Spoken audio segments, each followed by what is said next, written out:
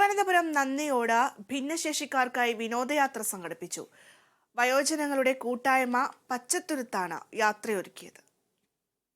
പല വൈകല്യങ്ങളാൽ ബുദ്ധിമുട്ടനുഭവിക്കുന്ന നന്ദിയോട് നിവാസികളായ വയോജനങ്ങൾക്ക് ഈ യാത്ര അത്രമേൽ സന്തോഷം നൽകുന്നതാണ്. ഭിന്നശേഷി ദിനത്തോടനുബന്ധിച്ച് നന്ദിയോട് കേന്ദ്രമായി പ്രവർത്തിക്കുന്ന വയോജന കൂട്ടായ്മയായ പച്ചത്തുരുത്താണ് ഒറ്റയ്ക്ക് താമസിക്കുന്നതും ഭിന്നശേഷിക്കാരായ വയോജനങ്ങൾക്കായി യാത്രയൊരുക്കിയത്. ഇതുവരെ കടലോ കടൽ തീരമോ കണ്ടിട്ടില്ലാത്ത സംസാരശേഷിയില്ലാത്ത ശാന്തയ്ക്കും 50 കഴിഞ്ഞ വിജയനുമെല്ലാം ഈ യാത്ര വേറിട്ടൊരനുഭവമായി. ശംഖുമുഖവും വെട്ടുകാട് കടപ്പുറവുമാണ് സന്ദർശിച്ചത്.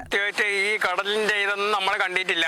ഇത് കാണാനുള്ള ഈ തുരുത്ത് എന്ന് പറഞ്ഞ ഒരു സംഘടനയുടെ പേരിൽ ഇവിടെ കൊണ്ടുവന്ന് കാണിക്കണത് മാത്രമാണ് നമ്മൾ ഇങ്ങനെ കാണണത്. അല്ലാതെ നമ്മൾ ഇതിന്റെ ഇടയ്ക്ക് ഇതൊന്നും കണ്ടിട്ടില്ല.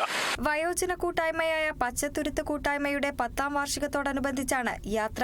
1 വർഷം നീണ്ടു നിൽക്കുന്ന പരിപാടിയുടെ ഭാഗമായി കഴിഞ്ഞ മാസം പൊന്മുടി സന്ദർശിച്ചിരുന്നു. തുരുത്ത് ചെയർമാൻ നന്ദിയോട് സതീശനും വയോജന കൂട്ടായ്മ പ്രസിഡന്റ് വേലുക്കുട്ടി നായരും യാത്രയ്ക്ക് നേതൃത്വം നൽകി.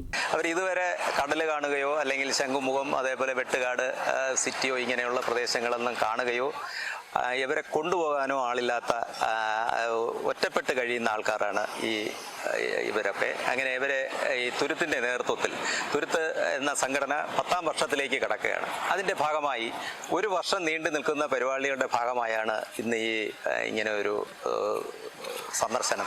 Kerala vision news, Thiruvananthapuram.